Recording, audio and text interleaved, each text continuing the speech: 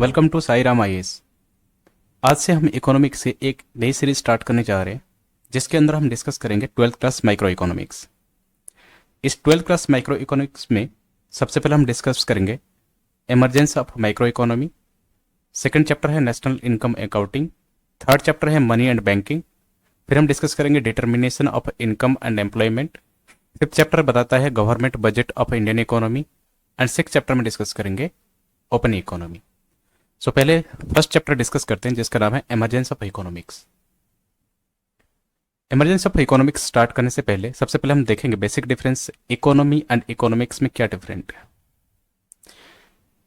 Economic का simple मतलब होता है कि एक सोशल एक्टिविटी है जिसमें लोग एक साथ आते हैं, गुड्स एंड सर्विस का प्रोड्यूस करते हैं, स्टॉक करते हैं और उसको डिस्ट्रीब्यूट करते हैं और उसके साथ ट्रेड करते हैं और साथ में उसको कंजप्शन करते हैं, कंज्यूम करते हैं।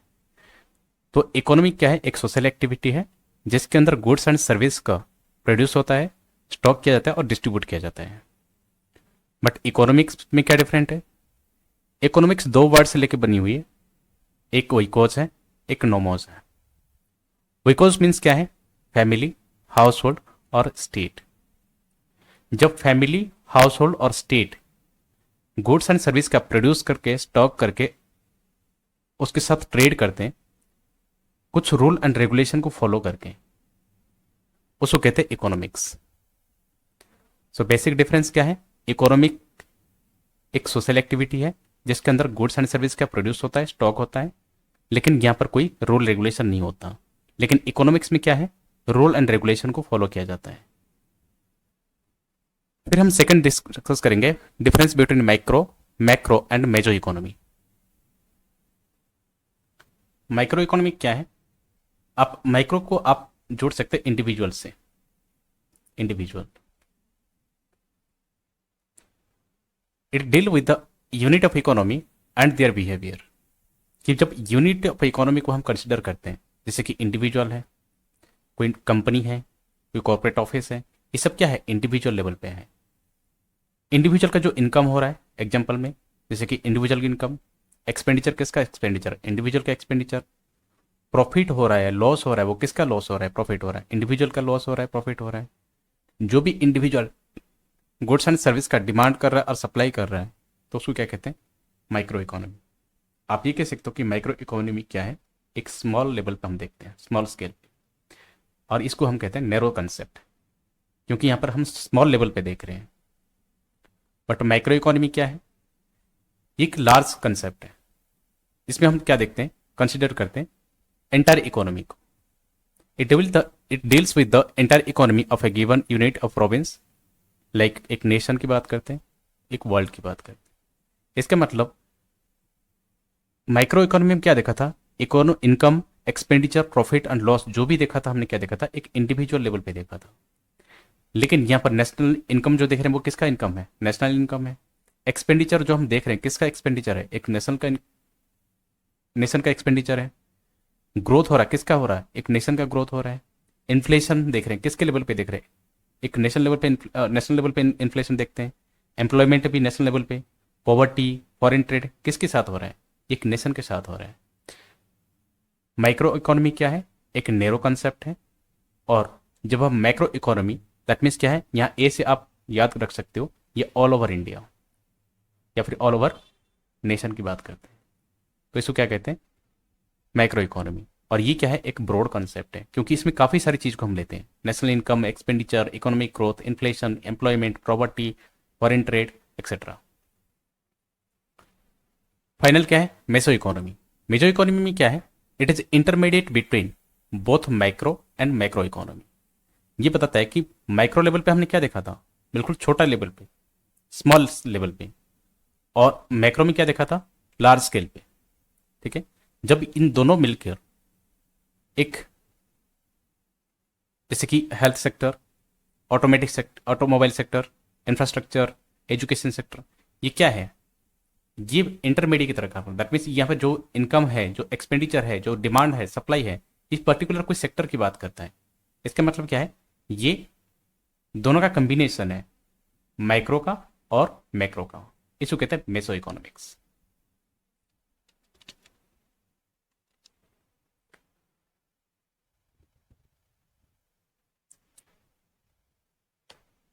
यह है केनिस, जॉन मैनर्ड केनिस। इनकी एक बुक है जिसका नाम है general theory of employment, interest, money. इस बुक को मैक्रो इकोनॉमिक का ओरिजिन माना जाता है। इस बुक में इन्होंने क्या एग्जामाइन किया कि कैसे डिफरेंट डिफरेंट सेक्टर है वो एक दूसरे से इंटरडिपेंडेंस है, जैसे कि primary sector, secondary sector and tertiary sector. Primary sector का एग्जांपल जैसे कि एग्रीकल्चर, सेकेंडरी सेक्टर का जैसे example manufacturing, and tertiary sector का जैसे कि फॉर एग्जांपल सर्विस सेक्टर। और सर्विस सेक्टर में जैसे कि हमने एग्जांपल लिया रेस्टोरेंट।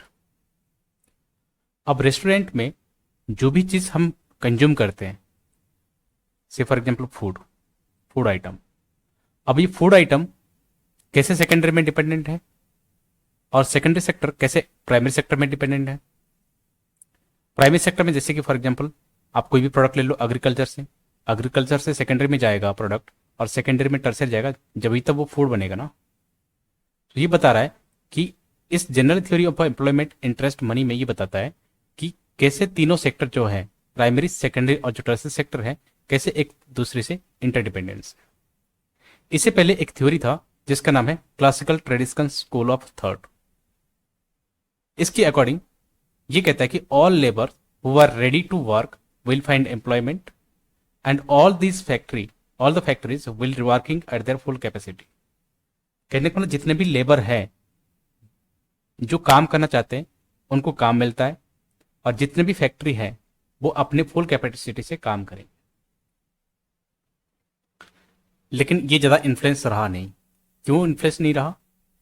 1929 में एक ग्रेट डिप्रेशन आता है यूएसए में, और इस ग्रेट डिप्रेशन की वजह से वहां के लोगों की जो डिमांड है ना वो काफ़ी लो हो जाता है। और डिमांड लो हुआ दैट मीन्स क्या है, गुड्स एंड सर्विस का प्रोडक्शन भी नहीं होगा, डिक्लाइन हो जाएगा, और आउटपुट मार्केट क्या हो जाएगा, डिक्लाइन हो जाएगा। एम्प्लॉयमेंट लेवल क्या हो जाएगा, डिक्लाइन हो जाएगा। इन 1929 टू 1933 इस समय अनएम्प्लॉयमेंट रेट जो था यूएसए के अंदर वो 3% से बढ़कर कितने हो गया, 25%। तो फिर ये जिसे थ्योरी दिया था कि all the labours who are ready to work will find employment, तो कहाँ गया? ये ज़्यादा इन्फ्लुएंस रहा नहीं। इसके बाद नेक्स्ट टर्म है कैपिटलिस्ट इकोनॉमी। कैपिटल इकोनॉमी मतलब क्या होता है कि कंट्रोल ओवर मेजर डिसीजन। इसका मतलब कोई भी कंट्री है, जैसे फॉर एग्जाम्पल यूएसए, जहां पर जो भी एंटरप्रेनर होंगे, जो भी प्राइवेट प्लेयर्स होंगे, इनका ज़्यादा इन्फ्लुएंस रहता है, इनका ज़्यादा डोमिनेंस रहता है मार्केट में। इसका मतलब गवर्नमेंट का डोमिनेंस कितना रहता है, कम रहता है। And bear large part of risk associated with the firm and enterprises. जिस कंट्री में गवर्नमेंट का इन्फ्लुएंस, गवर्नमेंट का डोमिनेंस कम रहता है और प्राइवेट सेक्टर का डोमिनेंस ज़्यादा रहता है, उसको क्या कहते हैं, कैपिटलिस्ट इकोनॉमी। कैपिटल का मतलब क्या है, फैक्टर प्रोडक्शन, कि कोई भी चीज़ प्रोड्यूस करने के लिए कि क्या क्या चीज़ की रिक्वायरमेंट होता है। फैक्टर प्रोडक्शन में कितने चीज़ आएंगे, एक मिनट,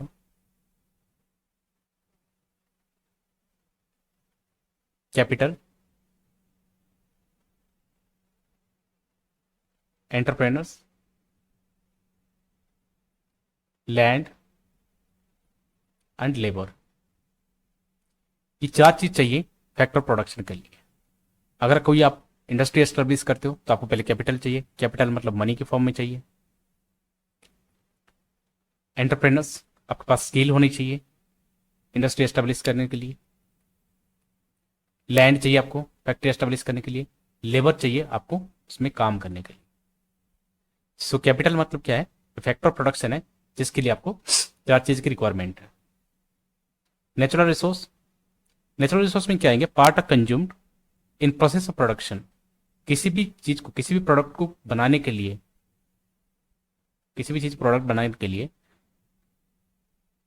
उसको प्रोसेस के लिए क्या क्या चीज हम कंज्यूम करते हैं, जैसे कि रॉ मेटल कंज्यूम होता है, जहां पर फैक्ट्री एस्टेब्लिश है तो लैंड यूज होगा ही है।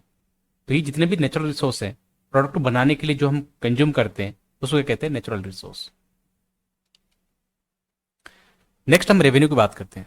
रेवेन्यू क्या है कि टोटल सेलिंग प्राइस, मार्केट में आपने कोई चीज प्रोडक्ट बेचा और उस प्रोडक्ट की कीमत कितनी है, से फॉर एग्जाम्पल 2000 रुपीज, ये आपका प्रॉफिट है, ये प्रॉफिट है, ये प्रॉफिट नहीं है, क्योंकि ये 2000 में जो आप मार्केट में बेचा, इस 2000 में इस प्रोडक्ट को बनाने के लिए आपका कोई एक्सपेंडिचर लगा होगा, खर्चा आया होगा। जैसे कि फॉर एग्जाम्पल इस प्रोडक्ट को बनाने में आपका खर्चा आया 1500 रुपीज। सो 1500 क्या है आपका, वो आपका हो गया एक्सपेंडिचर। 2000 से माइनस किया 1500, जो 500 बच गया आपका, वो आपका क्या हुआ, प्रॉफिट। प्रॉफिट में क्या करेंगे हम, रेवेन्यू को माइनस कर देंगे एक्सपेंडिचर से।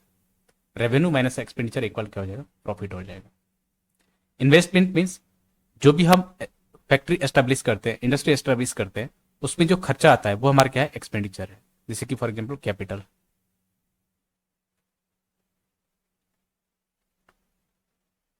Next, characteristic of economy. Economy की मेन कैरेक्टरिस्टिक क्या है, कैपिटल इकोनॉमिक्स का।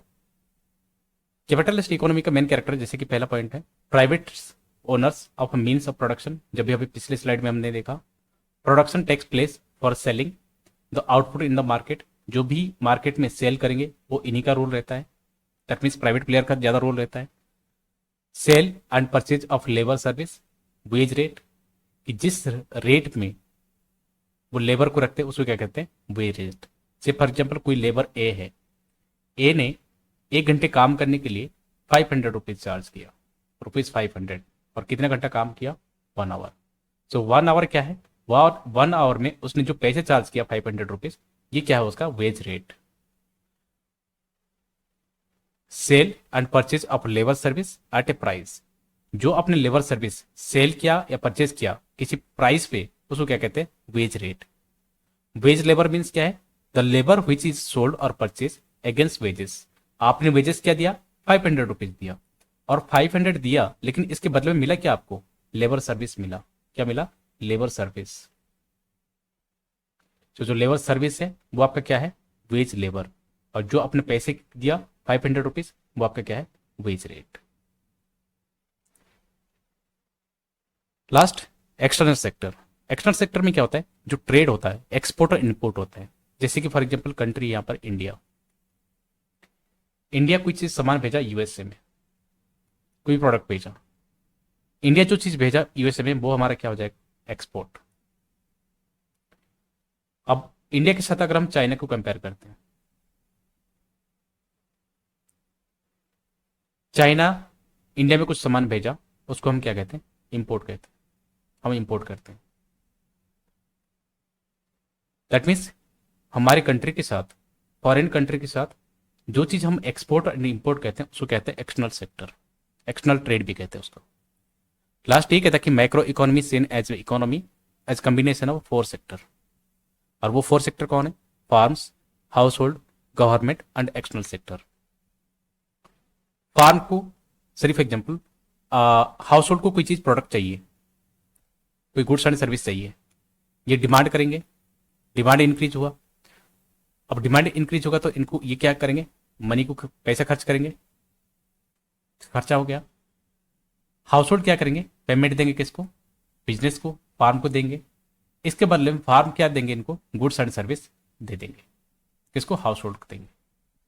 बीच में गवर्नमेंट का क्या रोल रहता है, मार्केट में, मार्केट को स्टेबलाइज करना, मार्केट को स्टेबलाइज करना किसका रहता है, गवर्नमेंट का रोल रहता है, सो दैट कि बिजनेसमैन क्या करें, ज्यादा प्रॉफिट ना कमा सके, और हाउस होल्ड को, हाउस होल्ड क्या, किस हाउस होल्ड को क्या ना हो, ज्यादा लॉस ना हो।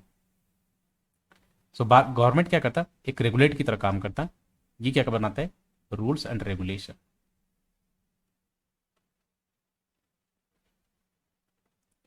और लास्ट कहता है एक्सटर्नल सेक्टर। एक्सटर्नल सेक्टर में क्या है, जैसे कि फॉर एग्जांपल जो फार्म है, बिजनेसमैन है, चीफ हिज फॉरेन कंट्री के साथ ट्रेड करेंगे, तो किसके थ्रू करेंगे, गवर्नमेंट के थ्रू करेंगे। सो ये था हमारा first chapter of 12th class micro economy, जिसके अंदर हम पहले देखे इकोनॉमी एंड इकोनॉमिक्स में क्या डिफरेंस है। फिर सेकंड हमने देखा micro economy and meso economy, तीनों में क्या डिफरेंस है।